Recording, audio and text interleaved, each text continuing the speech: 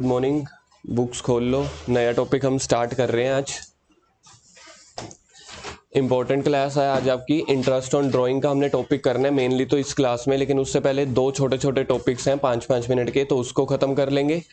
Ultimately आपका interest on drawing का topic चलना है। वैसे इंटरेस्ट ऑन ड्राइंग हम वैसे देख चुके हैं कि बिजनेस के लिए ये इनकम होती है, लेकिन इंटरेस्ट ऑन ड्राइंग के कुछ अलग टॉपिक्स होते हैं जिसके क्वेश्चंस आते हैं पेपर में, तो वो एक बड़ा सा टॉपिक है, वो आज हम खत्म करेंगे। लेकिन उससे पहले दो टॉपिक हमने करने हैं छोटे छोटे।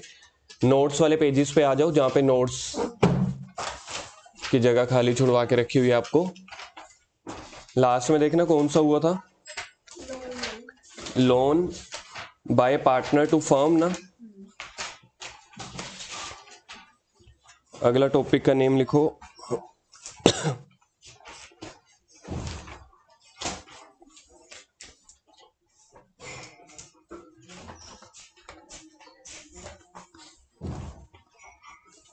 Rent paid by firm,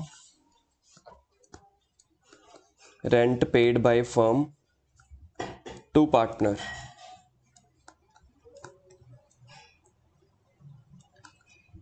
rent paid by firm to partner, ये आपका नया टॉपिक है। रेंट कौन किसको पे कर रहा है? देखो, फर्म पे कर रही है पार्टनर को ना। किसके बदले में रेंट पे कर रही होगी? या तो पार्टनर ने कोई बिल्डिंग रेंट पे दी होगी, हो सकता है कोई व्हीकल रेंट पे दिया हो, कोई मशीन रेंट पे दी हो। जनरली अपने उसने क्या किया होता है, कोई दुकान या कोई प्रॉपर्टी जो बिजनेसमैन ने है ना, वो बिजनेस को रेंट पे दे दी होती है। अब अगर वो किसी और को रेंट पे देता तो इंटरेस्ट चार्ज करता है ना पार्टनर, क्योंकि पार्टनर की पर्सनल प्रॉपर्टी है। तो अब उसने वो फर्म को दे दिया है, तो वो फर्म से रेंट चार्ज करेगा। अब यहाँ पे वही कॉलम बना रहा हूँ मैं, जैसे हम ऊपर पिछले टॉपिक में भी बनाया था। इधर पार्टनर है, इधर है पार्टनरशिप फर्म। मैं फॉर एग्जांपल के लिए बिल्डिंग लेके चल रहा हूँ, ठीक है।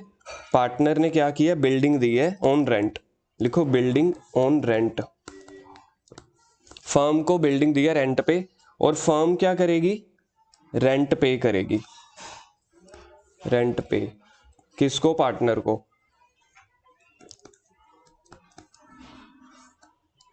ये रेंट क्या है? रेंट एक्सपेंस है। किसके लिए बताओगे? किसके लिए एक्सपेंस है ये रेंट? फर्म के लिए। Expense for the firm. अब एक्सपेंस है, अब इसको मैं चार्ज मानूं कि एप्रोप्रिएशन मानूं? हमने हमेशा से सीखा पार्टनर को देने वाली अमाउंट हमेशा एप्रोप्रिएशन होती है, लेकिन उसकी मैंने आपको दो एक्सेप्शंस बताई हैं। एक तो अगर पार्टनर ने लोन दिया है तो उसके ऊपर अगर इंटरेस्ट मिल रहा है तो वो एप्रोप्रिएशन नहीं होगी, वो चार्ज माना जाएगा। हमारे एक्ट ने बताया है कि हम ये सोच के चलते हैं कि पार्टनर ने ना एज एन आउटसाइडर बन के दिया है। और दूसरी चीज ये है, ये अगर उसको कोई रेंट मिल रहा है तो वो भी चार्ज होगा। This rent is charge against the profit. Language क्या बोलते हैं? Charge against the profit. Against the profit मतलब पी एंड एल के सामने दिखाना है। Charge against the profit.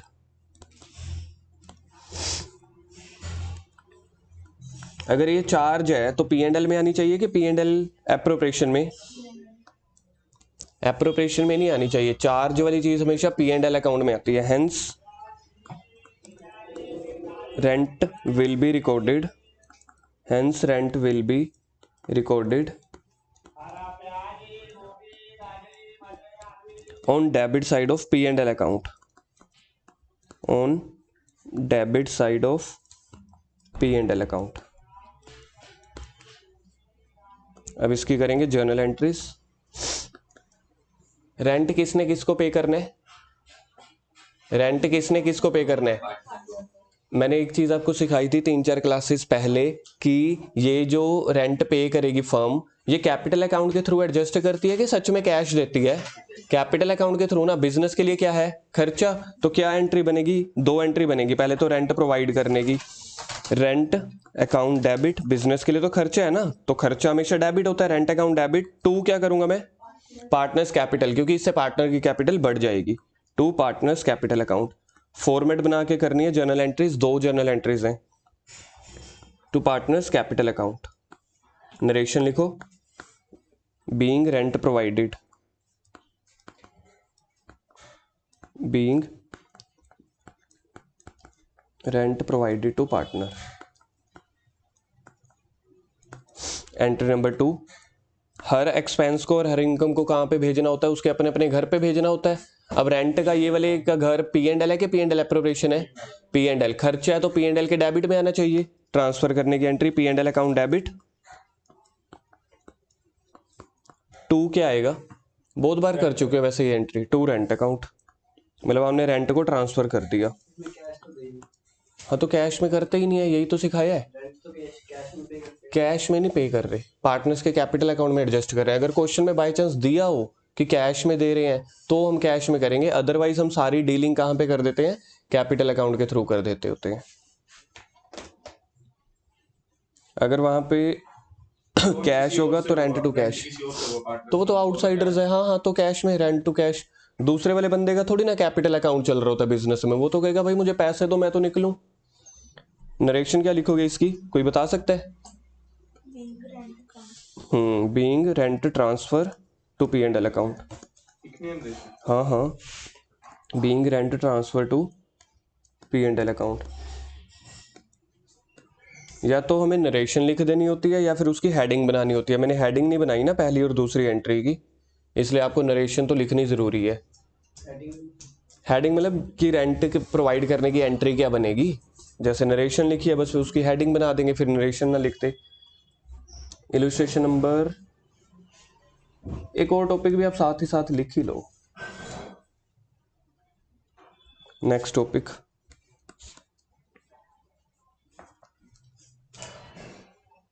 Loan by firm to partner.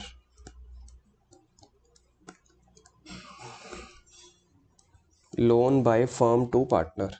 अब लोन कौन दे रहा है? इससे पिछले से पिछला टॉपिक देखना क्या था, लोन कौन दे रहा था? लोन पार्टनर दे रहे थे बिजनेस को, तो बिजनेस के लिए खर्चा था। अब इस केस में लोन कौन दे रहा है? एक तरह से देखा जाए तो पार्टनर क्या हो रहा है, बिजनेस से लोन ले रहा है। तो एक तरह यहाँ पे है फर्म, दूसरी तरफ है पार्टनर। फर्म ने बिजनेस को क्या किया, लोन प्रोवाइड किया, और ये पार्टनर इसको क्या देगा, इंटरेस्ट पे करेगा। बनाओ इसको, फर्म ने बिजनेस को लोन दी है, सॉरी फर्म ने पार्टनर को लोन दी है और पार्टनर बदले में इंटरेस्ट देगा। अब मेरे को इसकी ट्रीटमेंट लिखनी है। इसकी ट्रीटमेंट क्या होगी? दिस इंटरेस्ट इज, क्या लिखूं मैं, बताओगे कुछ? दिस इंटरेस्ट इज इनकम है या एक्सपेंस है बिजनेस के लिए? इनकम है। Is income for the business. Loan वाली चीज को हम आउटसाइडर की तरह ट्रीट करते हैं ना, लोन वाली चीज को, इसलिए ये P&L अकाउंट में आएगी and recorded in P&L account के किस तरफ रिकॉर्ड करनी चाहिए, डेबिट में या क्रेडिट में? क्रेडिट में आनी चाहिए, इनकम है ना। नॉमिनल रूल क्या कहता है, debit all expenses credit all income. Business के लिए income and recorded in credit side, recorded in credit side of P&L account.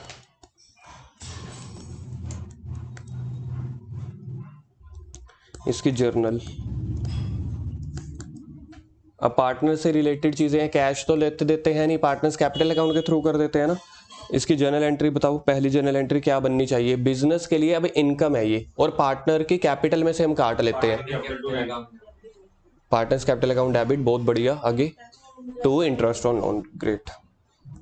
करो पार्टनर्स कैपिटल अकाउंट डेबिट। अगर कैपिटल फिक्स्ड हुई तो पार्टनर्स कैपिटल की जगह पार्टनर्स करंट अकाउंट निकल आएगा, बस बात खत्म। इंटरेस्ट ऑन लोन लिखेंगे। हाँ, partners capital account debit to interest on loan, यानी कि बिजनेस के लिए इनकम है इसलिए इंटरेस्ट ऑन लोन क्रेडिट में आ रही है। ठीक बोला मैंने, बिजनेस के लिए इनकम है इसलिए टू वाली तरफ आ रही है। सेकंड में इनकम और एक्सपेंस को कहाँ भेज देना होता है, अपने अपने घर पे। ये P&L अकाउंट का घर है, क्या एंट्री बनेगी? बिल्कुल ठीक है, interest on loan account debit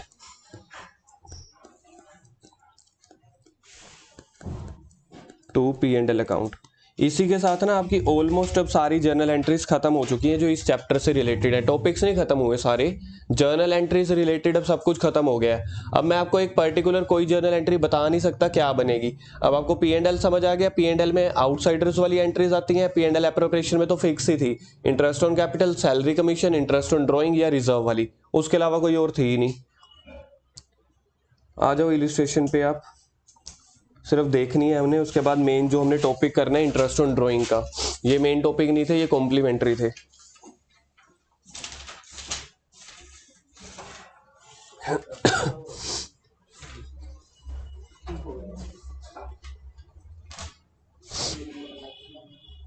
illustration number 18 पे आ जाओ वैभव, इलिस्ट्रेशन 18, पेज नंबर है 2.35। ये टॉपिक ही होगा आप वाली की, आपकी ना बुक में, interest on loan taken by partner from firm. Question ये है, A and B partners with 3:2। मिल गया?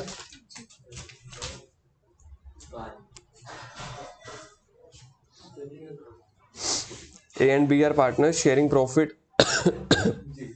in the ratio of 3:2 on 1st April 2018. Their capital were 5 lakh and 3 lakh. A was in need of funds, hence took a loan from the firm on 1st July. Agreed rate of 12%. पहले तो मेरे को इसका interest calculate करके दिखाना कितना बनेगा। A ने बिजनेस से लोन लिया है 12% के हिसाब से 1 जुलाई को, 1 लाख का लोन लिया। 1 लाख का 12% हो गया 12,000, 9,000 पे आ जाएगा। बिजनेस के लिए क्या है? इनकम है। P&L अकाउंट बनना चाहिए कि एप्रोप्रिएशन? P&L अकाउंट बनना चाहिए ना। तो इन्होंने बोला प्रॉफिट हमारे पास कितना है, profit for the year ended 31 March 2019 1,50,000 before charging interest on loan.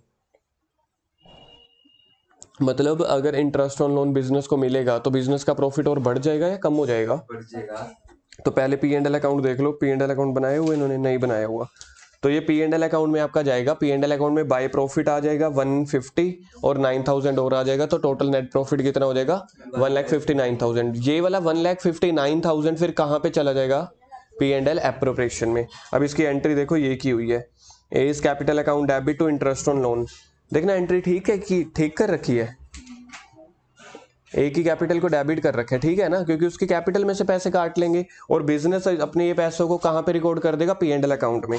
तो interest on as loan account debit to P&L account.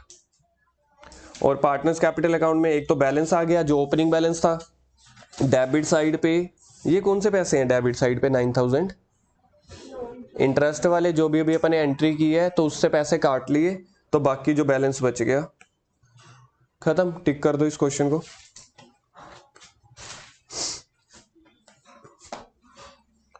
अगला रेंट पेड वाला टॉपिक मैंने आपको करा दी है, ये वाली 3 लाइनें पढ़ के देखना। इसी इलिस्ट्रेशन के नीचे रेंट पेड टू पार्टनर जो ये टॉपिक है, देखना क्लियर है जो मैंने आपको लिखवाया अभी नोट्स में। वैभव पढ़ना तीनों लाइंस।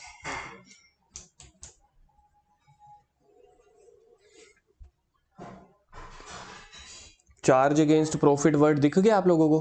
पहले उसको सर्कल कर लो। अगर ना आपके ये नोट्स क्लियर है ना, जो एमसीक्यूज आपके बनते हैं ना, एमसीक्यूज है वेरी शॉर्ट, अल्टीमेटली बनते हैं ऐसे कॉन्सेप्ट में से ही है। प्योर थ्योरी का तो पूरे आपके सिलेबस में चैप्टर ही एक है, जो आपकी 3rd बुक का 2nd चैप्टर नहीं है, फाइनेंशियल स्टेटमेंट एनालिसिस। सिर्फ प्योर थ्योरी का एक ही चैप्टर है आपके पूरे सिलेबस में। अल्टीमेटली जो आपके शॉर्ट नोट्स आते हैं ना या एमसीक्यूज, वो बनते कॉन्सेप्ट में से ही है। Debited to P&L account, underline करो, डेबिटेड टू P&L अकाउंट। खत्म है टॉपिक। सुजल क्लियर है आपको ये वाला टॉपिक? जल्दी से छोटा सा मैं रिवीजन करवाता हूँ, सुजल आप मेरे को सारे जवाब दोगे। P&L अकाउंट किसके लिए बनाया जाता है? चार्जेस के लिए, मतलब इनसाइडर्स के लिए, आउटसाइडर्स के लिए? आउटसाइडर के लिए। अगर पार्टनर से रिलेटेड कोई एक्सपेंसेस, इनकम हो, एप्रोप्रिएशंस हो, तो कहाँ पे आते हैं? P&L एप्रोप्रिएशन में किससे रिलेटेड आते हैं? पार्टनर से रिलेटेड। P&L एप्रोप्रिएशन में पार्टनर से रिलेटेड कौन सी 2 आइटम्स नहीं आती?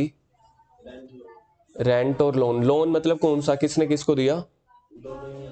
दोनों ही नहीं आते, बात तो ये भी ठीक है। और अगर हम बात कर रहे हैं प्रॉफिट की, नेट प्रॉफिट जो P&L अकाउंट में से निकलता है, उसकी ट्रीटमेंट क्या होती है?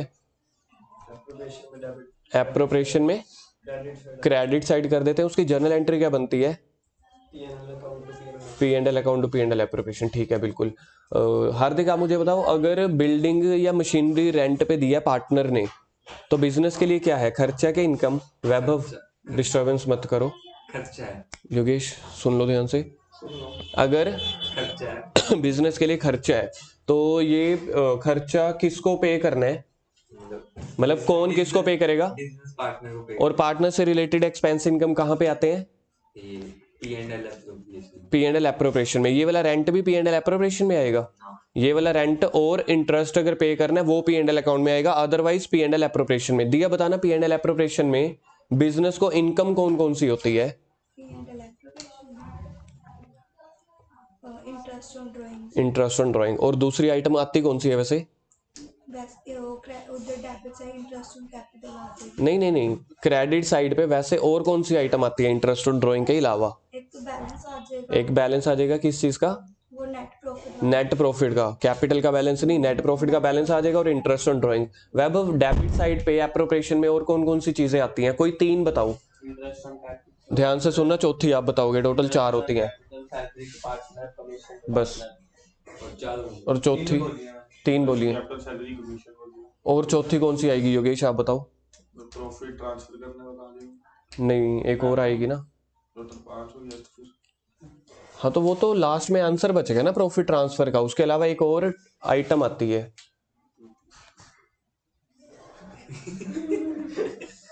क्या हो गया? लहरा बताओ, वो transfer to journal, transfer to reserves वगैरह, ठीक है। चलो आगे नेक्स्ट टॉपिक पे आ जाओ, जो हमारा मतलब मुझे जो पर्सनली एक डेंजरस सा मतलब वो लगता है टॉपिक, इंटरेस्ट ऑन ड्राइंग, जो आपके नोट्स है, नोट्स वाले पेजेस पे ही आने।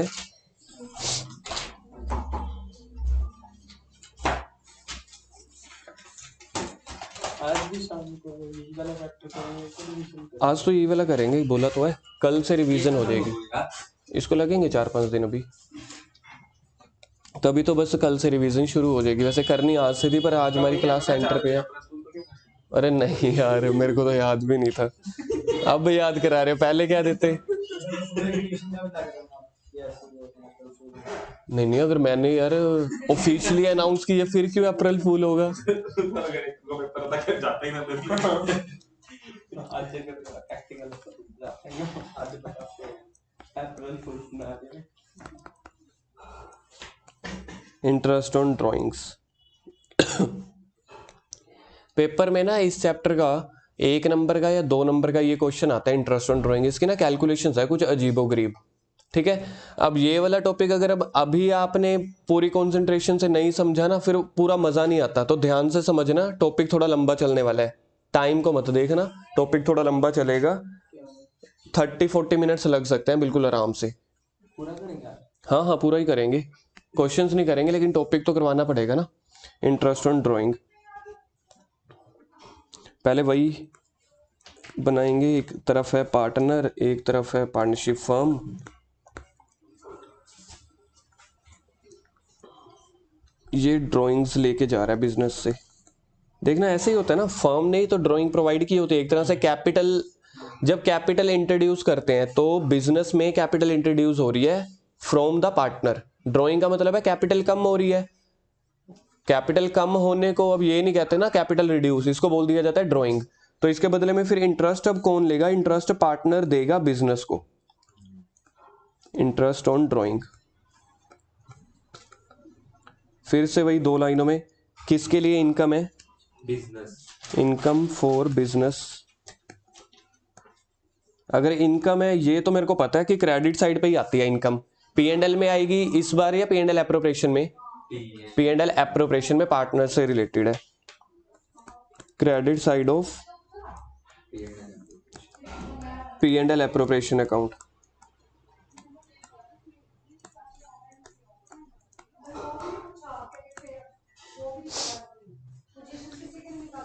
तो इनकम फॉर बिजनेस है और credit side of P and L appropriation account, ठीक है। Calculation of interest on drawing, calculation या मेथड्स ऑफ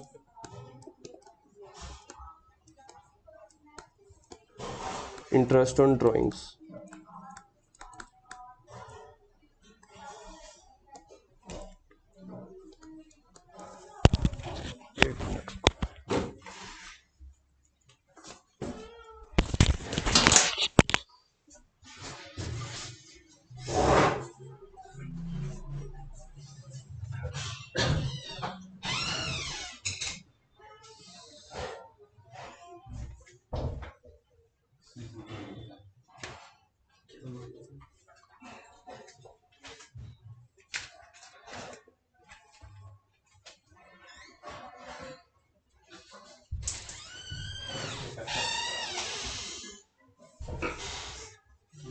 केबल लगे तो वाला बंद हो चलता रहना फैन। हाँ हाँ ये नेट लाने वाला बंद रहता है। अगर ये फैन चलने लग गया मैंने बंद हो जाना तब ये सेट नहीं होना बिल्कुल भी। आ जाती है थोड़ी थोड़ी हवा, जितना हवा का फ्लो आना चाहिए।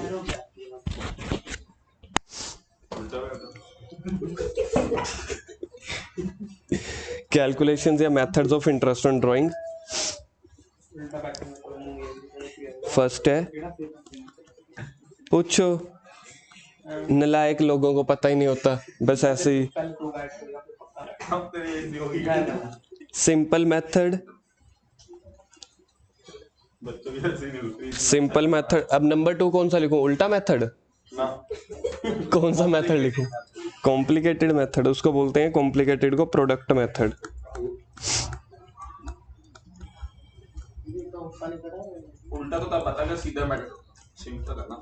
अच्छा, सीधा मैटर तो समझे नहीं ना फिर आप मेरा पंच। क्या यार, सिंपल मेथड में तो क्या आप एक साथ बैठा बोल कैमरे के पास बैठे हैं। Interest is calculated, interest is calculated on the basis of time basis. number of months। मैंने देख बर्बाद, बिल्कुल ठीक है, ये टाइम बेसिस पे ही निकालना है। On the basis of number of months, interest is calculated on product basis, on product basis.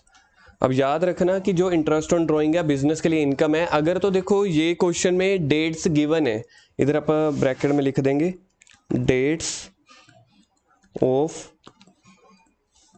Drawings are given in the question.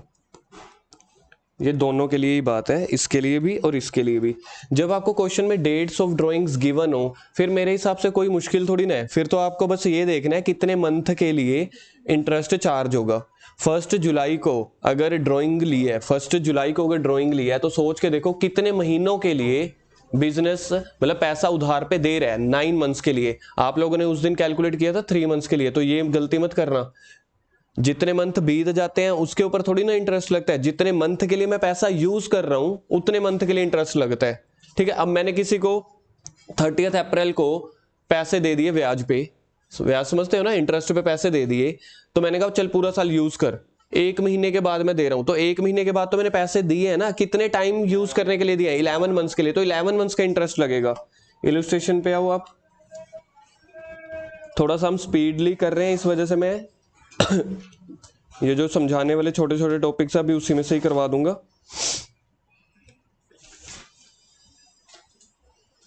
Page number 2.42 पे interest on drawings, methods of calculating interest on drawing. एक है simple method, product method. ठीक है, अब question देख रहे हैं सिर्फ इलस्ट्रेशन 25। इलस्ट्रेशन 25 चारू वाली देखो। Charu is a partner in a firm, she withdrew the following amount during the year. अब देखो रटने वाले बच्चे पता है क्या कहते हैं कि सर आपने 3-4 दिन पहले करवाया था, ड्यूरिंग द ईयर है, तो सीधा 6/12 कर देते थे। याद है एक टॉपिक आया था इंटरेस्ट ऑन ड्राइंग वाला, अगर ड्राइंग दी होती ड्यूरिंग द ईयर तो हम करते थे ड्राइंग इंटू जो भी परसेंटेज दिया होता था इंटू 6/12। वो ड्राइंग तो होती थी अगर ड्यूरिंग द ईयर उन्होंने पूरी अमाउंट ही बता दी कि पूरे साल में 1 लाख रुपया ड्राइंग की है। ठीक है, एक तो वो केस होता है, वो अलग केस है। ये ड्यूरिंग द ईयर आपको बताया हुआ है कि 1 मई को 20,000 विड्रॉ की है, उसके बाद 31 जुलाई को 10,000 विड्रॉ की है, 30 सितंबर को 30,000। अब आपने सिर्फ इतना कैलकुलेट करना है कि वो बिजनेस को कितना इंटरेस्ट पे करेगा पार्टनर चारू। अब 20,000 और रेट ऑफ इंटरेस्ट कितने 9% पर एनम। अगर ये सीधा सीधा 9% दिया होता ना तो आपको 20,000 का 9% कैलकुलेट करना था। याद रखना, एक क्वेश्चन पूरे पेपर में आपका पक्का आता है जब आपको साथ में ये वर्ड ना दिया हो ना पर एनम, तब आपको सीधा 9% एप्लीकेबल कर लेना होता है। 20,000 इंटू 9%, बात खत्म। डेट भी दी हुई है। कुछ भी ना दिया हो, हमेशा अगर सिर्फ क्वेश्चन में 9% दिया हो, पूरे क्वेश्चन में आप मान के चलो चाहे वो शेयर कैपिटल के क्वेश्चन में डालें, चाहे डिबेंचर के, चाहे कैश फ्लो के, चाहे वेरी शॉर्ट में, चाहे एमसीक्यू में, पूरे आपके क्वेश्चन पेपर में सीबीएसई के एक परसेंटेज तो ये पक्का देते हैं जो स्ट्रेट फॉरवर्ड हो। तो इसको अपन स्ट्रेट फॉरवर्ड नहीं बोलते, इन्होंने तो बोला हुआ ना पर एनम, ये 9% इंटरेस्ट 1 साल का है। अगर डायरेक्ट दिया हो कि 9% तो सीधा एप्लीकेबल कर देना होता है, फिर मंथ कैलकुलेट ही नहीं करने होते, याद रह जाएगी ये चीज। अब 1 मई को ड्रॉइंग विड्रॉ किया, मतलब पैसे विड्रॉ किए, कितने मंथ के लिए पार्टनर वो पैसा यूज कर रहा है, 1 महीने के लिए या 11 महीनों के लिए। बिजनेस से 1 मई को पैसा निकाल के चला गया पार्टनर, उन पैसों से एंजॉय कर रहा है, उन पैसों को यूज किया, घर का सामान खरीदा या बच्चों की फीस भरी, कुछ भी, पूरे साल तक पैसे वापस नहीं किए अगले 31 मार्च तक। तो उसने पैसा जो यूज किया है 11 महीनों के लिए पैसा यूज किया ना, 1 मई को, मई जून जुलाई अगस्त सितंबर अक्टूबर नवंबर दिसंबर जैन फेब मार्च, तो उसका इंटरेस्ट कैसे निकलेगा, 20,000 इंटू 9/100 इंटू 11/12, देखना कितना आता है ये, 1650। देख के नहीं बोलना था, आपको करना है। निकल आएगी ये अमाउंट। अब दूसरी अमाउंट, ये पहली होगी, सेकंड अमाउंट उसने कब विड्रॉ की है, 31 जुलाई। कितने महीनों के लिए वो बिजनेस का पैसा यूज कर रहा है, 8 जुलाई का मंथ लेंगे कि नहीं लेंगे, 31 जुलाई है ना, अगस्त से शुरू होगा अगस्त सितंबर अक्टूबर नवंबर दिसंबर, 5 महीने हो गए, जैन फेब मार्च 8 महीने हो गए। तो 10,000 का 9% इंटू 8/12। अच्छा, लास्ट वाले का बताओ मुझे, ये 31 मार्च वाले का, 0। तो इसके ऊपर इंटरेस्ट ऑन ड्राइंग बनेगा ही नहीं बनेगा। तो ये देखो, ये इन्होंने कैलकुलेट किया हुआ है। सॉल्यूशन देखो, सिंपल मेथड बोलते हैं इसको। पहले आपने डेट लिख लेनी है, डेट के बाद अमाउंट लिख लो, फिर पीरियड लिख लो, 31 मार्च तक कितने मंथ हो गए, 11 मंथ के लिए पैसा यूज कर रहे हैं, फिर इंटरेस्ट इन्होंने कैलकुलेट कर लिया। लास्ट वाला देखो एक बार, 0 मंथ है इसलिए 0 आ गया आंसर। कोई क्वेश्चन में पीरियड जो 31 मार्च दिया हुआ है, वैसे वही 1 जनवरी 31 दिसंबर वाला बिल्कुल होते हैं, 31 दिसंबर वाले भी होते हैं, क्वेश्चन में दिया होगा। अगर क्वेश्चन में नहीं दिया हुआ तो हमेशा 31 मार्च लेना है, ठीक है अगर क्वेश्चन में दिया हुआ है, जिस अकॉर्डिंग दिया होता है उस अकॉर्डिंग लेना है क्वेश्चन से। नो मारपीट, कोई लड़ाई झगड़ा नहीं करना क्वेश्चन से, आदर सत्कार के साथ नमस्ते करके क्वेश्चन को सॉल्व कर देना है। सेकंड मेथड है प्रोडक्ट मेथड। प्रोडक्ट मेथड में हमने क्या करना होता है, जो आपकी अमाउंट और जो आपके मंथ है ना उसको मल्टीप्लाई करना होता है। ये देखो अमाउंट कितनी है, पहले 3 कॉलम देखना सेम है, डेट अमाउंट पीरियड, चाहे सिंपल मेथड था चाहे प्रोडक्ट मेथड था। प्रोडक्ट मेथड का मतलब होता है मल्टीप्लाइड मेथड, ये आपने +1 में स्टैट्स में पढ़ा होगा, कभी था प्रोडक्ट मेथड थे स्टैट्स में, कुछ याद है कि पुरानी बीती बातें हो गई। तो प्रोडक्ट मेथड का मतलब होता है, प्रोडक्ट का मतलब होता है मल्टीप्लाई। तो प्रोडक्ट के ब्रैकेट में लिखो अमाउंट, लिखो जो मैं लिख रहा हूं, इनटू मंथ्स, लिखो बुक में अमाउंट इनटू मंथ्स हाँ जी हार्दिक जी, ये देखो मैं लिख रहा हूं, लिखो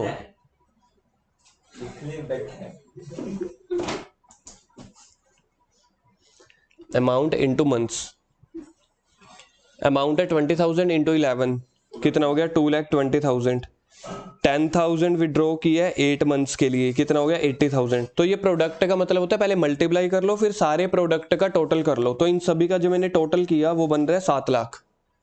अब इंटरेस्ट ऑन ड्रॉइंग आपको कैसे कैलकुलेट करनी है, 7 लाख इंटू 9/100 जो रेट है, इंटू 1/12 करना है। मतलब आपने अभी तक क्या किया था, जो पिछला सिंपल मेथड था, तो आप साथ साथ सारा ये कर रहे थे ना, देखो इंटू 11/12 या इंटू 9/12 या इंटू 8/12। यहाँ पे हमने सिर्फ मल्टीप्लाई तो कर दी है सोजल, सामने देखो यहाँ पे हमने यहाँ पे मल्टीप्लाई तो कर दी है, लेकिन अभी तक मेरे को डिवाइड नहीं किया। 12 से डिवाइड भी तो करना चाहिए ना, तो मैंने एक ही बार पूरे अमाउंट को पूरे 12 से डिवाइड कर दिया। और इंटू 9% तो कॉमन ही है, सेम 12% भी 9% भी कॉमन था, 12 भी कॉमन आ गया। वहां पे आपने क्या किया था पिछले मेथड में, हर अमाउंट को सोल्व किया था इंटू 9/100 करके और डिवाइड बाय 11/12 या जो भी है 8/12। यहाँ पे आपने पूरा प्रोडक्ट ले लिया, एक ही बार कॉमनली आपने इंटरेस्ट ले लिया इंटू 9/100 और एक ही बार 12 से डिवाइड कर दिया इकट्ठा, क्योंकि यहाँ पे आपने सिर्फ मल्टीप्लाई किया है, डिवाइड नहीं किया, तो डिवाइड पूरे को इकट्ठे को कर दिया। तो फॉर्मूला क्या बना, प्रोडक्ट, बाकी तो सेम है, into rate of interest into 1/12 एक महीने का।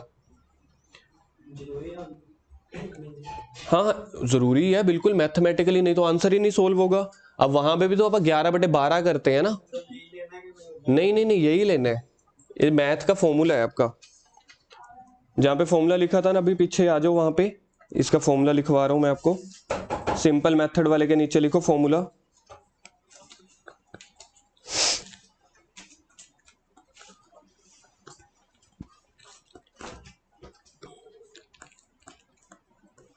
कल सुबह भी आई सर, यहीं पे है कि वो वहीं हुई? इधर ही है। सुबह या शाम? टीवी लगा है, एलईडी लगी है, ब्लैक बोर्ड व्हाइट बोर्ड पे होता है। वहाँ आज तो अभी तो कुछ भी नहीं लगा हुआ, वही आज एक डेमो क्लास देखनी है, आप मेरे को बताना कि फिर वहाँ पे वीकनेसेस क्या हैं या क्या क्या चीज़ों की ज़रूरत है। व्हाइट बोर्ड पे करोगे। बोला नहीं अभी। सिर्फ बोलूँगा, यार फिर कह रहे हैं कि कैसे कुछ तो कराएंगे। बताता हूँ। आप तो ड्रॉ मतलब रिकॉर्डिंग में सारा कुछ पूछ लो। Drawing amount into rate of interest into number of months, तो ये आपका इंटरेस्ट ऑन ड्राइंग कैलकुलेट हो जाएगी इससे। और का रिपोर्टिंग को तो क्या उनके बच्चे बच्चे उनको पता चल जाएगा कि यहाँ पे प्राप्त है। टोटल प्रोडक्ट, और प्रोडक्ट वाले का फॉर्मूला क्या लगेगा, अभी अभी हमने देखा था, total product into rate of interest ही लगेगा, into rate of interest into 1/12। यहाँ पे नंबर ऑफ मंथ्स नहीं लगेगा, इन पे 1/12 लगेगा, क्योंकि इंडिविजुअल हमने सिर्फ मल्टीप्लाई कर दिया था, 12 से डिवाइड नहीं किया था।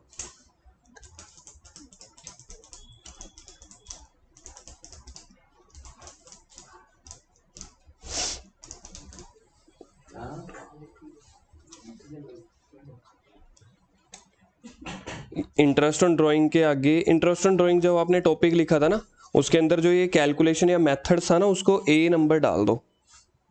इंटरेस्ट ऑन ड्राइंग वाले पूरे टॉपिक को, जो ये हमने कैलकुलेशन या मेथड्स लिखे थे ना, ए, उसके बाद क्या आता है, ए ए ए नहीं आता वैसे, बी आता है। तो फिर साइकिल गिर गया। तेरा भी नाम गिरेगा ये वो देख। क्या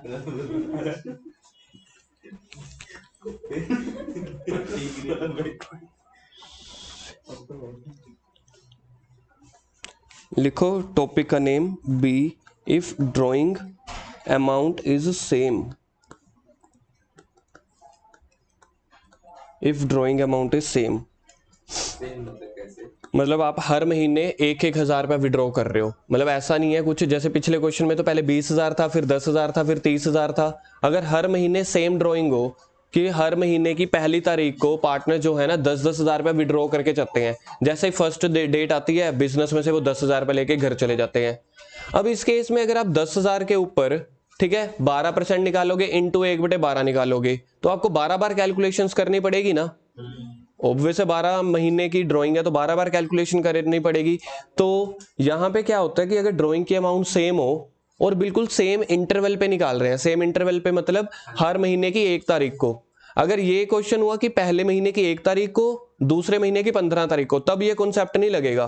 मतलब अभी हम शॉर्टकट तरीका लगाने वाले हैं, 12 कैलकुलेशन की बजाय हम एक ही कैलकुलेशन करके पूरा इंटरेस्ट कैलकुलेट कर सकते हैं। कब? जब ड्राइंग की अमाउंट सेम हो और इंटरवल पीरियड भी सेम हो। If drawing amount is same, in this case shortcut formula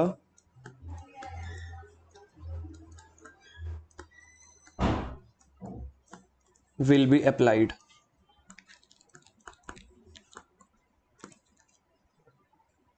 But note that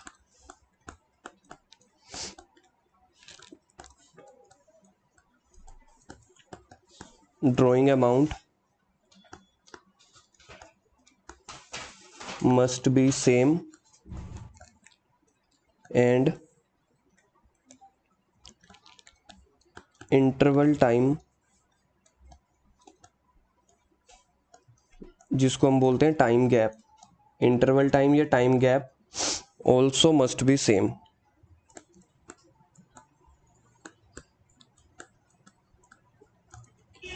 for example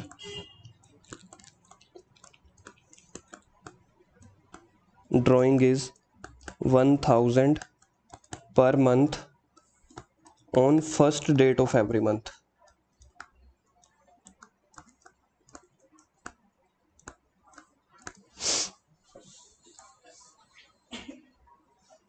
तो शॉर्टकट फॉर्मूला लगेगा। अब बात आती है शॉर्टकट फॉर्मूला है क्या, है ना, कि शॉर्टकट फॉर्मूला लगेगा कैसे। अब इस शॉर्टकट फॉर्मूले के 6-7 केसेस हैं अलग अलग, कम से कम 3 या 4 केसेस आज करेंगे, बाकी अगली क्लास में।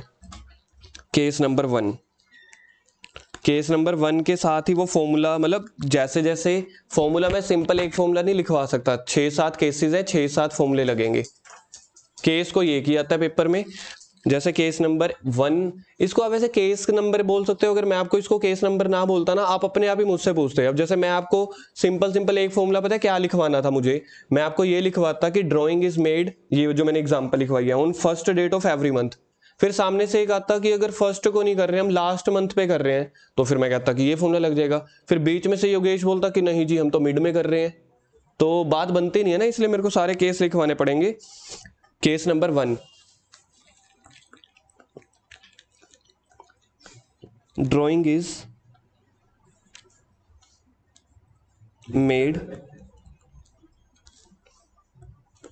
made on beginning of every month।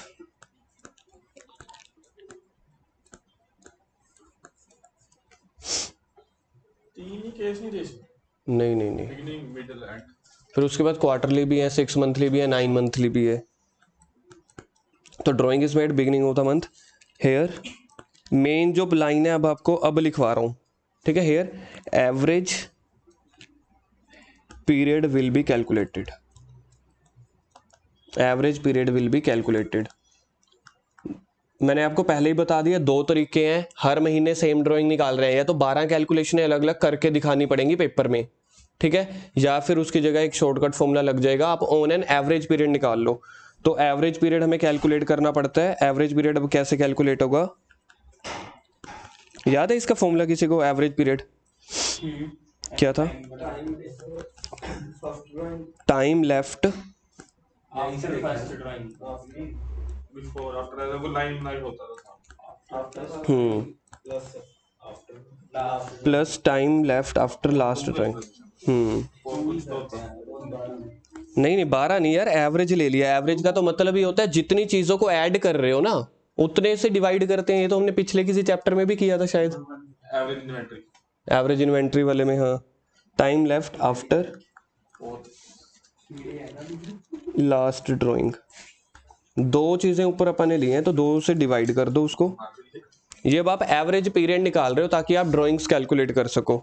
अब मेरे को एक बात बताओ, अगर मैंने अपनी पहली ड्राइंग फर्स्ट मतलब बिगिनिंग में किया, मतलब कि 1 तारीख को, तो पहली ड्राइंग मेरी साल की कब होगी? 1 अप्रैल को। पूरे साल का अगर मैं पीरियड लेके चल रहा हूं तो पहली ड्राइंग कब होगी? 1 अप्रैल को। तो 1 अप्रैल को मैंने पैसा निकलवाया बिजनेस से। एक तरह से बिजनेस ने कितने मंथ के लिए मुझे पैसा उधार दिया है? 12 महीनों के लिए। या फिर आप ये सोच सकते हो बिल्कुल ही, अगर आपको याद करना है कि 1 अप्रैल को मैंने ड्राइंग विड्रॉ की है, उसके बाद कितने मंथ बच गए अगले 31 मार्च तक? 12 मंथ्स। अगर पहले दे दिया उसने, पैसे वापस नहीं किए जा रहे। यहाँ पे केस मुद्दा मतलब और भी है ना, पैसे वापस नहीं किए जा रहे। वो कह रहे हैं सिर्फ ड्राइंग कर रहे हैं, उसके ऊपर इंटरेस्ट चार्ज करो। +2 में सिर्फ यहाँ तक ही केस है। जब आप बीकॉम में हो जाओगे तब ये ड्राइंग रीपेमेंट भी हो जाती है, तब आपको अलग तरीके से सिखाया जाएगा। अभी सिर्फ केस क्या है, आप पैसे सिर्फ निकलवा रहे हो और यूज कर रहे हो, रिफंड नहीं कर रहे बिजनेस को। तो पहली ड्राइंग कब हुई है? 1 अप्रैल को। लास्ट ड्राइंग कब हुई होगी? 31 मार्च को। नहीं यार, ये देखो, drawing is made on the beginning, beginning यानी कि पहली तारीख को। तो आखिरी जो आपकी ड्राइंग हुई होगी आखिरी महीने की 1 मार्च को हुई होगी। हर महीने में मेरे को पैसे विड्रॉ करने हैं। एक महीने में 1 साल में 12 बार ही विड्रॉ कर सकता हूँ ना, 1 अप्रैल को, 1 मई को, 1 जून को। अब जब मार्च खत्म हो रहा है तो मार्च वाली ड्राइंग तो मेरे को पहली तारीख को ही विड्रॉ करनी है ना, 1 मार्च को। 1 मार्च के बाद तो 1 अप्रैल को करनी है, लेकिन उससे पहले तो साल ही खत्म हो जाता है। तो जो आपकी आखिरी ड्राइंग है वो 1 मार्च को है। अब 1 मार्च के बाद उस साल में और कितने दिन बाकी बच गए? 30 डेज, मतलब कि 1 महीना पूरा बच गया ना। तो इसलिए 12 मंथ्स प्लस 1 मंथ, आखिरी ड्राइंग करने के बाद 1 महीना और बच गया, डिवाइड बाई 2, तो कितना हो गया 13 डिवाइडेड बाई 2, 6.5 मंथ्स। तो इसको बोलते हैं ऑन एन एवरेज ना, आप 6.5 महीने के लिए पैसा उधार ले रहे हो। मैं गारंटी से बोल सकता हूं अभी तक आपको टॉपिक समझ नहीं आया होगा, ये 6.5 महीने क्या है। अब ध्यान से सुनना, अब मैं आपको एक्सप्लेन कर रहा हूं ये 6.5 महीनों का मीनिंग क्या है। सबसे पहली चीज, लड़कों को, ठीक है, बॉयज को ये वाली ना टर्म जल्दी समझ आती है। उसका रीजन क्या है कि या तो वो दुकान पे बैठते हैं, या फिर दुकान के साथ उनकी डीलिंग ज्यादा होती है, या वो वाला थोड़ा बैंकिंग लेवल वाला माइंड ना बॉयज का ज्यादा चलता है। लेकिन इसका मतलब ये थोड़ी ना है कि लड़कियों को समझ नहीं आता। सर मैंने आपको एक हिंट दी है कि मार्केट के जो काम होते हैं या बैंक वाले काम होते हैं वो लड़के जल्दी समझते हैं, क्योंकि वो जल्दी प्रैक्टिकल काम में आ जाते हैं। अब 6.5 महीनों का मतलब समझा रहा हूं क्या है। कोई वैसे एक बार अपने आप ट्राई करेगा क्या मतलब होता होगा ये 6.5 महीने क्या है।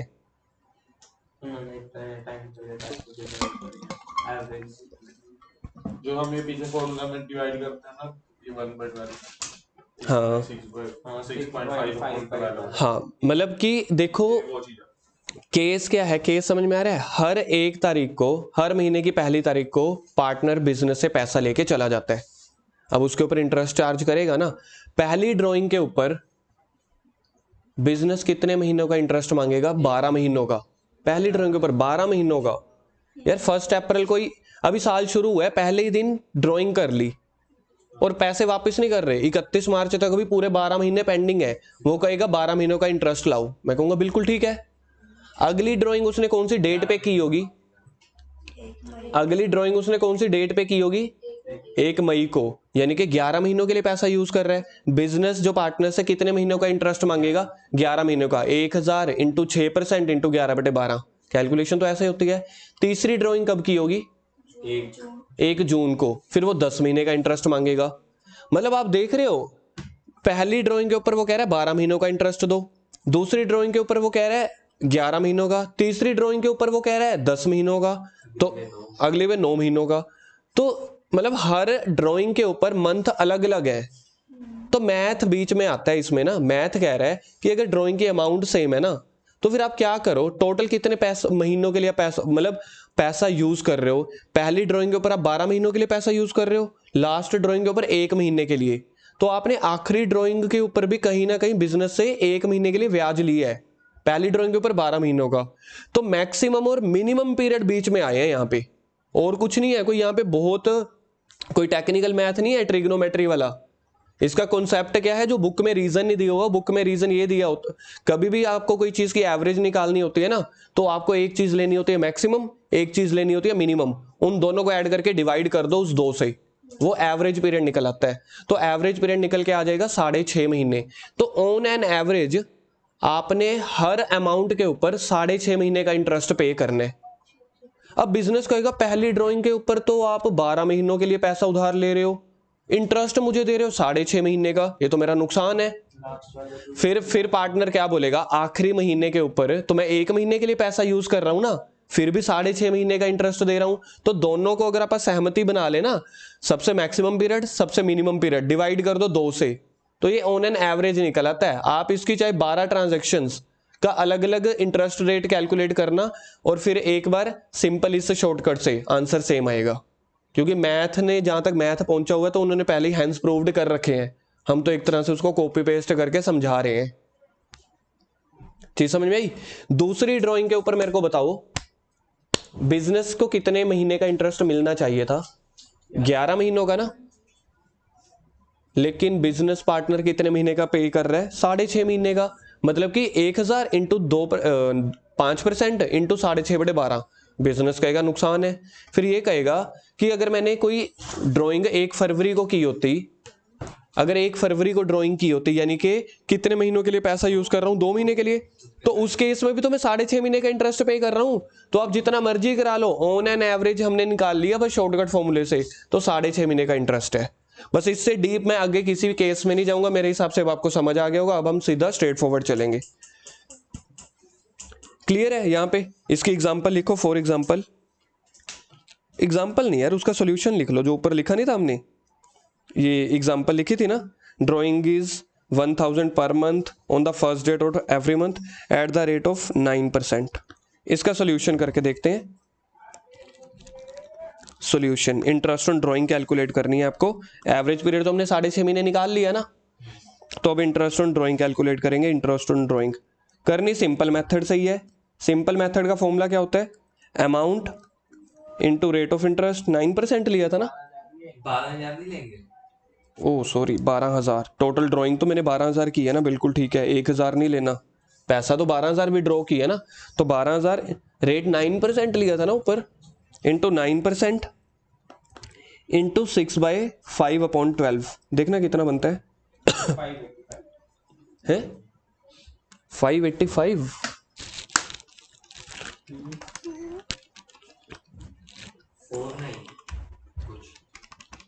585 ठीक है। मेरे को विश्वास है वैभव पे, मैं नहीं टाल सकता। वैभव की कैलकुलेशन और वैभव की वो क्या बोले, और पंच, एक नया वर्ड का सीख लिया बार अच्छा एक ही बार मेरी बात सुनो इधर, और छोड़ दो यार।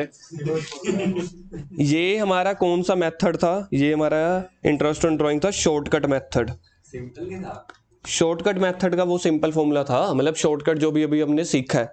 अगर हम इसका पूरा डिटेल्ड मेथड करते हैं ना, और डिटेल्ड मेथड में आपको पता है क्या करना पड़ता? पहली ड्राइंग के ऊपर आपको इंटरेस्ट निकालना पड़ता। कैसे? फर्स्ट ड्राइंग के ऊपर 1,000 है इंटू 9% इंटू 12/12 करेंगे ना, पहले का 12/12, जीरो नहीं आएगा। हाँ ये एक आ जाएगा, मतलब टोटल इंटरेस्ट कितना आ जाएगा? 90 रुपीज। अगली के ऊपर देखो, अगली ड्राइंग उसने की होगी 1 मई को, तो 1,000 के ऊपर 9% इंटू 11/12, मतलब आपको ये टोटल 12 बार कैलकुलेशन करनी पड़ेगी, तो जाके 585। तो जाके आएगा 585। किसी को अगर ऐसे डाउट है या कुछ है ना, एक बार सोल्व करके देखना घर पे कि देखो बनता भी है कि नहीं बनता। ठीक है, तो ये 585 बनता है। अब आप देख लो, ठीक है ना, कि आप मुझसे पूछने लगे कि ये सारा करना है, तो यही उसी के लिए ये फॉर्मूला बना है, शॉर्टकट फॉर्मूला। कब? जब ड्राइंग की अमाउंट सेम हो और ड्राइंग का पीरियड इंटरवल सेम हो। पेपर में ऐसा आ सकता है कि ये डिटेल में से पेपर। नहीं नहीं नहीं नहीं, पेपर में आपसे पूछना तो यही चाहते हैं कि आपको शॉर्टकट फॉर्मूला पता है कि नहीं पता। 1 नंबर का तो क्वेश्चन आता है। ठीक है, केस नंबर 2 आगे।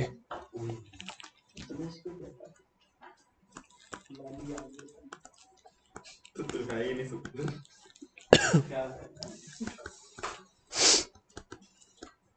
If drawing is made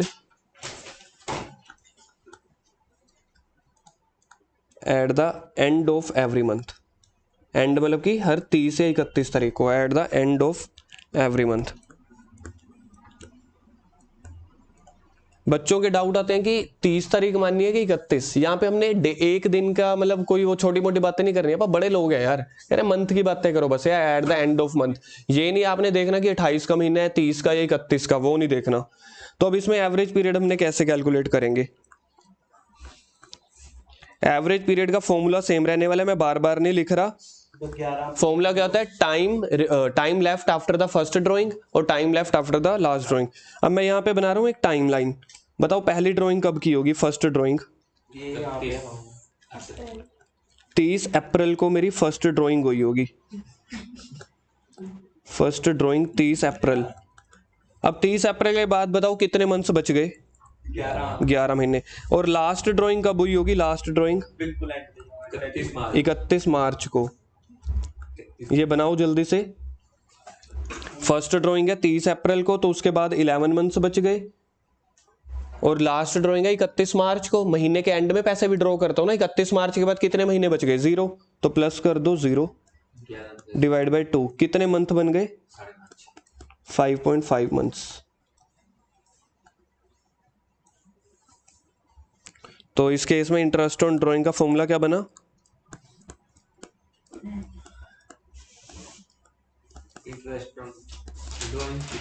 drawing की अमाउंट, वो फॉर्मूला लिख रहे हैं हम, ड्राइंग की अमाउंट इंटू रेट इंटू 5.5/12। 3 ही करने हैं अभी। नहीं नहीं, सारे करेंगे। मेरे को पता है आपका मन है कि सारे करवा दो एक ही बार, सिलेबस खत्म कराओ। आपकी भावनाएं समझ रहा हूं मैं, ऐसा वैसा टीचर थोड़ी हूँ, भावनाएं समझ रहा हूँ लोगों की। लिख लिया। केस नंबर 3 क्या बन सकता है योगेश?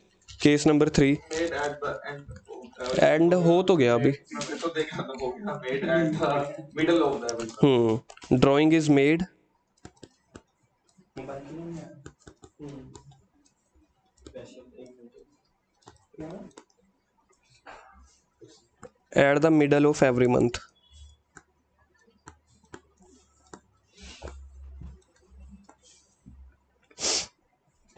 ये लो जी, मैंने बना दी टाइमलाइन।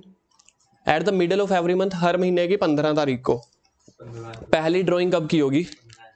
लिखो इसको, फर्स्ट ड्राइंग 15 अप्रैल को। 15 अप्रैल के बाद देखो, जब मेरे को वो एवरेज पीरियड का फॉर्मूला लगाना है, एवरेज पीरियड का formula, month left after the first drawing. First drawing के बाद कितने महीने बच गए?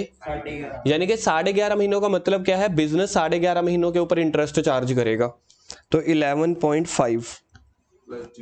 आखिरी ड्राइंग मेरे को बताओ कब की होगी? Last drawing. क्या बात है, 6 months आगे 15 मार्च। तो 15 मार्च के बाद कितने महीने पेंडिंग है? आधा महीना, हाफ मंथ ना, तो 0.5। अब ये बात नहीं करनी। चंडीगढ़ ना पिछला बैच चल रहा था मेरा, कहते क्या करना है, आधे महीने को छोड़ दो। छोटी सी तो बात है, पॉइंट वाली लेते ही नहीं।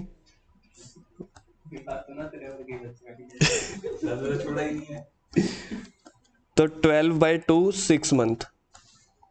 देखा जाए तो सबसे अप्रोप्रिएट केस यही बना, क्योंकि ऑन आप यहां पे ले ही ऑन एन एवरेज रहे हो ना, हाफ मंथ के बीच में ले रहे हो। Case number 4,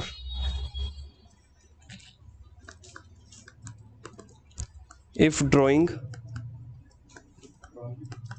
is made, book दिखाओ। लहंगे बच्चों को ये बात नहीं।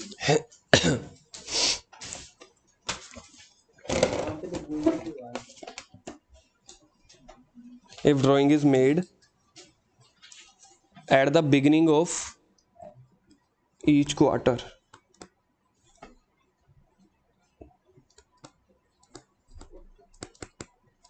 at the beginning of each quarter, एक साल में कितने क्वार्टर होते हैं? 4 क्वार्टर। एक क्वार्टर में 3 महीने होते हैं। तो पहले क्वार्टर में कौन कौन से मंथ हुए? अप्रैल, मई, जून, फिर जुलाई, अगस्त, सितंबर, अक्टूबर, नवंबर, दिसंबर। आज से कौन सा क्वार्टर स्टार्ट हुआ है? सेकंड फर्स्ट ओ जाए यार, फाइनेंशियल ईयर के हिसाब से फर्स्ट क्वार्टर। हाँ। ईच क्वार्टर, एक क्वार्टर में कितने मंथ्स होते हैं? एक क्वार्टर में कितने मंथ्स होते हैं? 3 एक क्वार्टर में कितने मंथ्स होते हैं? 3। एक साल में टोटल कितने क्वार्टर बन जाएंगे? 4। तो मतलब सेक्टर बन गया। हाँ यार, कल पता चला है, हंसी तो बड़ी आई थी। कैसे ओल्ड राजपुरा, गांधी कॉलोनी, ऐसे ऐसे करके गांधी कॉलोनी का थोड़ी और दिखा जो और चल छोड़ो छोड़ो, अब बाद में करेंगे डिस्कस, मेरा भी मन है करने का, पहले इसको। कौन सेक्टर ना पता नहीं, मेरे को पता ही कल रात को चला है। मेरा तो 9 सेक्टर तेरा 2 है 9 है 2 वैभव,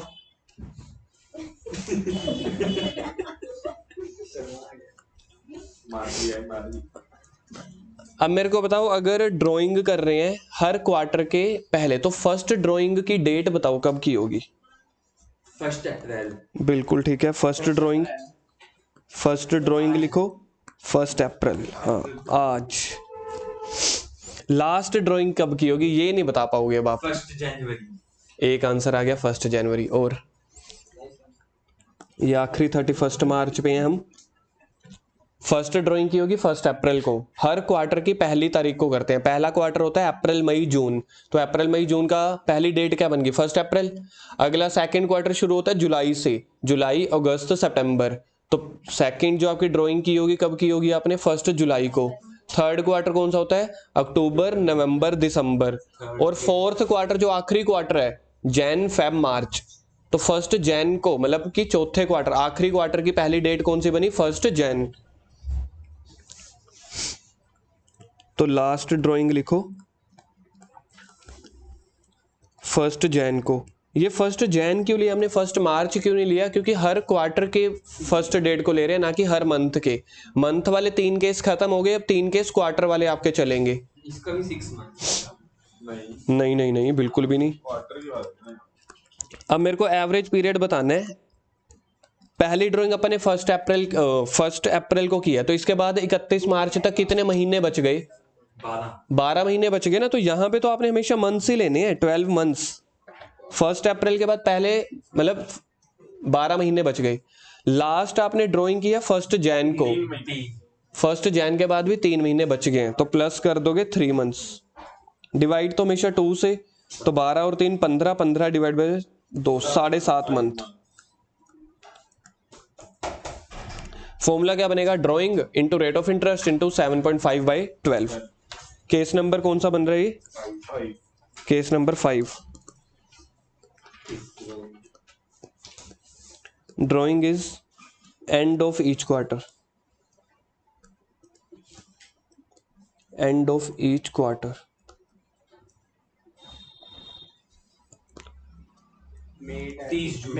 पहली ड्राइंग हुई होगी आपकी, हाँ मैं अब जल्दी जल्दी करवा रहा हूँ ना, आपकी भावनाएं समझ रहा हूँ कि सर खत्म कराओ और भेजो हमें। पहली ड्राइंग हुई होगी अप्रैल मई जून, 30 जून को। ठीक है, लिखो 30 जून फर्स्ट ड्राइंग लिखो।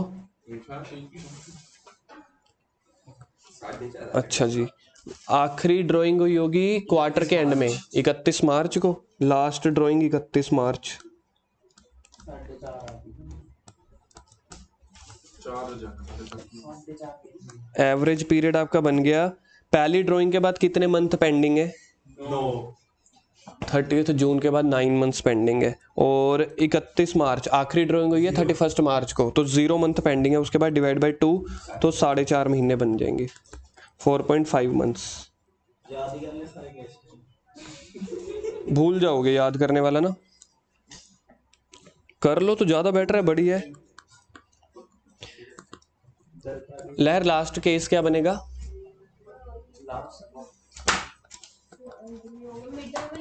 Drawing is at middle of each month या ईच क्वार्टर?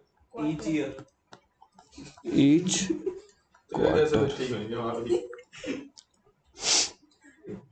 बिजनेस ने मना कर देनी, हमने ड्राइंग ही नहीं देनी। बिजनेस कैसे करेंगे? चलो 15 मई। अब पहली जो आपकी ड्राइंग हुई होगी कौन सी होगी? पहला क्वार्टर कौन सा है? अप्रैल मई जून। तो मिडल ऑफ द क्वार्टर कौन सा बना? 15 अप्रैल, 15 मई बना, मतलब कि 1.5 महीने के बाद और 1.5 महीने से पहले। तो पहली जो आपकी ड्राइंग होगी 15 अप्रैल, लिखो 15 अप्रैल। 15 अप्रैल के बाद कितने मंथ्स बच गए? 10.5 महीने। बहुत बढ़िया। नहीं दी होगी ऐसे, तो फिर आपको सिंपल मेथड लगाना पड़ेगा। जब आपकी अमाउंट और जो डेट्स सेम नहीं होंगी तो सिंपल मेथड वो लगाना पड़ेगा, amount into rate of interest into number of months. 6 month. आखिरी ड्राइंग कब की होगी? लास्ट ड्राइंग 15 फरवरी। 15 फरवरी को। वैभव आपको समझ आ रहा है?